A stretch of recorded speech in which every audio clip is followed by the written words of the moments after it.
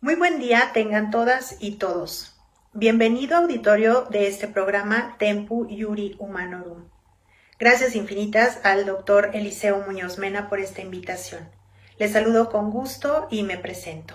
Soy Vanina Hernández Villegas, licenciada en Derecho, maestra en Gobierno y Política Pública, especialista en Género y Justicia, feminista con perspectiva de género y en esta ocasión invitada para disertar para ustedes el tema de los derechos humanos de las mujeres.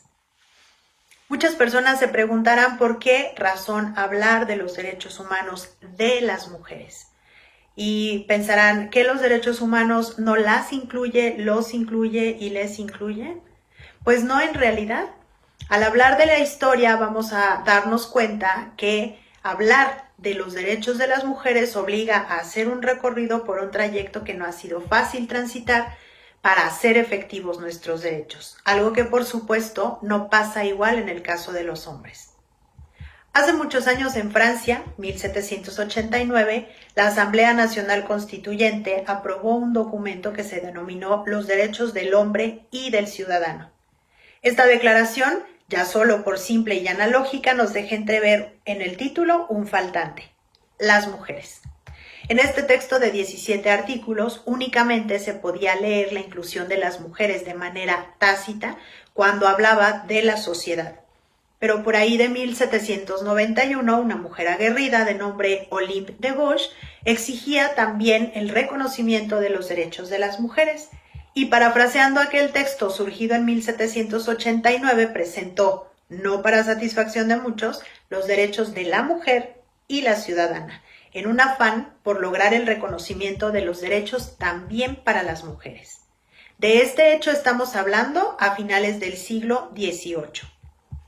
Pasaron 2 siglos y ya en el siglo XX, posterior a la Segunda Guerra Mundial, al conformarse la Asamblea de las Naciones Unidas, en 1945, 50 naciones se reunieron y acordaron validar un texto que habla de la protección de los derechos humanos, más genérico, que fue adoptada en 1948 y se denominó la Declaración de los Derechos Humanos. Un documento de 30 artículos avalado por las naciones que conformaban la Asamblea, y no fue sino hasta 1975, 30 años después, siendo sede México, que se desarrolló la Conferencia Mundial del Año Internacional de la Mujer, en la que se definió un plan de acción mundial para la consecución de varios objetivos que incluía un conjunto de directrices para el progreso de las mujeres en un periodo de 10 años, de 1975 a 1985.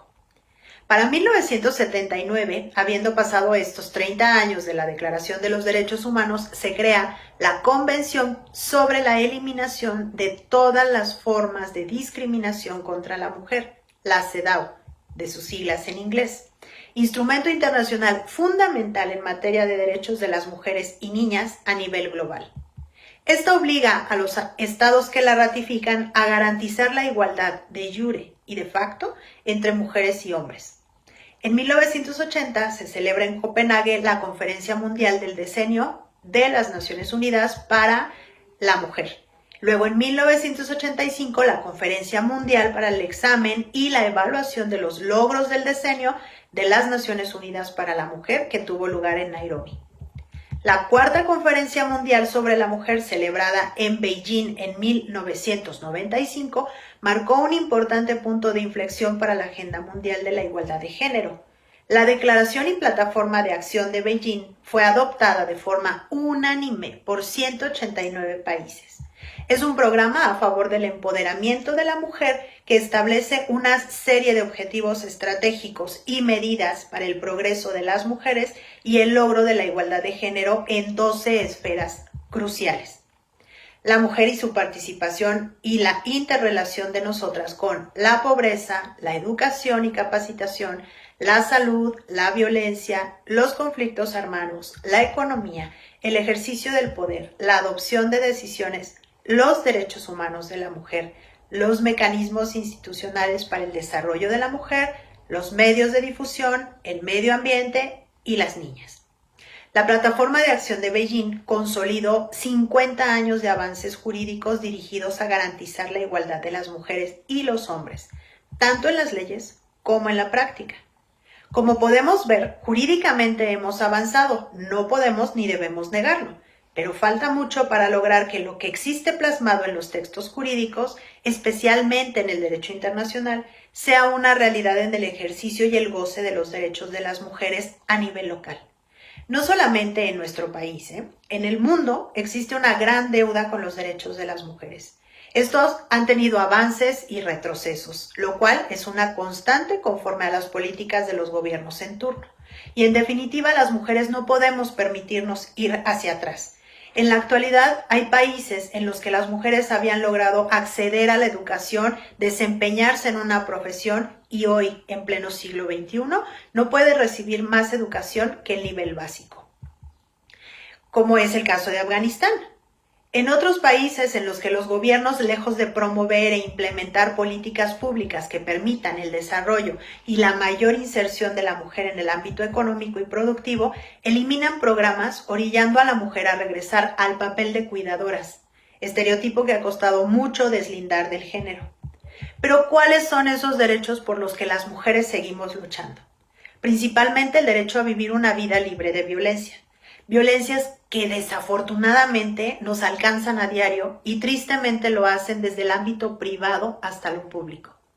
Hay una frase que yo analizo desde hace tiempo y dice: a las mujeres nos mata quien una vez nos dijo te amo. Y no es drama. Nuestro México tiene una alta incidencia en delitos perpetrados contra las mujeres en violencia familiar, acoso y abuso sexual. Según cifras del Secretariado Nacional de Seguridad Pública, se reporta que en 2023 en la red de llamadas de emergencia se atendieron 309.544 incidentes, de los cuales 265.648 reportes fueron de violencia familiar, 21.377 violaciones, casi 65.000 reportes de lesiones dolosas. Un tema que, por supuesto, hay que analizar desde la cultura de nuestros entornos. El derecho a la educación es otro tema que atender. Si bien cada vez son más las mujeres que estudian una carrera universitaria, alcanzando el 51% de ellas a egresar, solo hay un 20% reflejadas en el desempeño laboral formal. Y entre más alto el nivel piramidal de una organización, más bajo es el número de mujeres en cargos de poder. Como un breviario cultural les comparto un dato.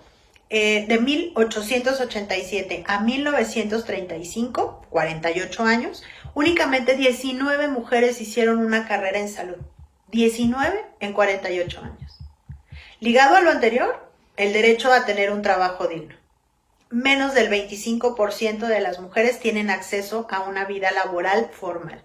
Una cifra considerablemente baja tomando en cuenta que somos el 51% de la población. En el país se habla, por ejemplo, de paridad en materia electoral. Sin embargo, si consultamos la página del Instituto Nacional Electoral, podemos encontrar archivos históricos, por ejemplo, la participación de las mujeres en un periodo de 1988 a 2009 en la atención de secretarías de Estado. En un listado de 203 secretarios de Estado, solamente había 20 mujeres ejerciendo el mismo cargo, participando en las decisiones. En el periodo del 2000 al 2016 había 410 hombres encabezando una secretaría de Estado y únicamente 70 mujeres en el mismo nivel. No olvidemos la materia política, que el derecho a votar y ser votadas en nuestro país, las mujeres tenemos apenas 76 años ejerciéndolo. Y hasta 2018 únicamente 9 mujeres habían ocupado el cargo de gobernadoras. En 1979, Griselda Álvarez, que fue la primera gobernadora en Colima. 1987, Beatriz Paredes Rangel, que asume la gubernatura de Tlaxcala. Dulce María Sauri Riancho en 1991 en Yucatán. Rosario Robles en el 99 en el Distrito Federal. Amalia García en Zacatecas. Ivonne Ortega en Yucatán. Claudia Pavlovich en Sonora. Marta Erika Alonso, a la cual se le dejaron solamente 10 días ejercer el cargo antes de su muerte, en Puebla.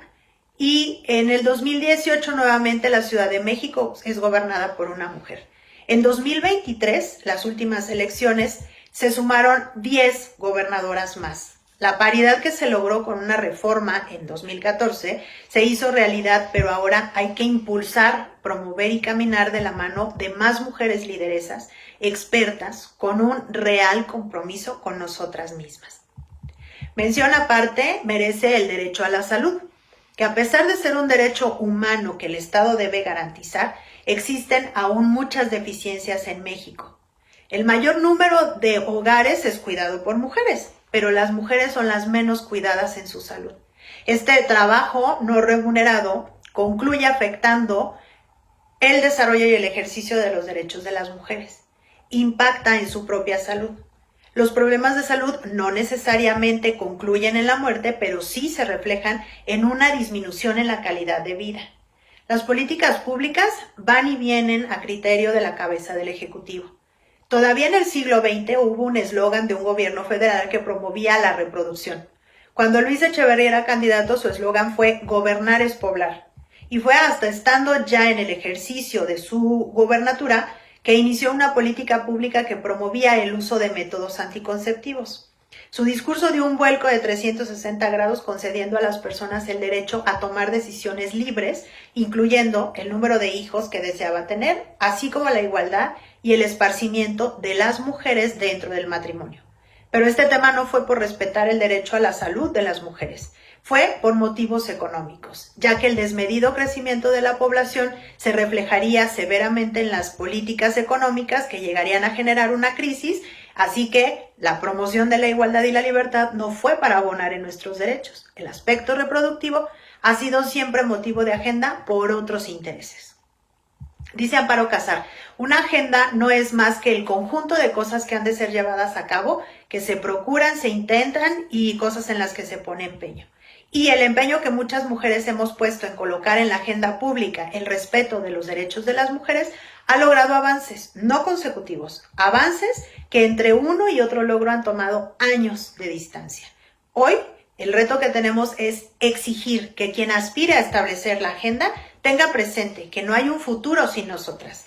El reto es que sin nosotras nunca más, hasta consolidar nuestros derechos, hasta desterrar la discriminación hacia las mujeres, hasta que las decisiones públicas no sigan usando de bandera nuestros derechos y abandonándonos en nuestras realidades. Decía Kofi Annan, los derechos son sus derechos. Tómenlos, defiéndanlos, promuévanlos, entiéndanlos e insistan en ellos. Nútranlos, son lo mejor de nosotras. Así que es tiempo de difundir nuestros derechos y hacer ver las acciones que los laceran, los invisibilizan y los eliminan. Compartir con las nuevas generaciones los logros alcanzados, pero impulsando siempre a que no se busque conformarse con lo logrado. Los derechos no tienen lado, los derechos no son de izquierda o de derecha, los derechos no conocen colores, conocen de realidades. Y las realidades nos dejan ver que no podemos ejercerlos plenamente. Señalemos lo que hace falta y caminemos por reivindicarlos, porque solo así las niñas, las jóvenes, las mujeres adultas mayores podrán caminar por un espacio digno, con una vida sin miedos. Seamos el ejemplo de lo que debemos exigir, pero también seamos defensoras de los derechos que debemos abrazar. Y así, hasta que la dignidad se haga costumbre. Muchas gracias y muy feliz día.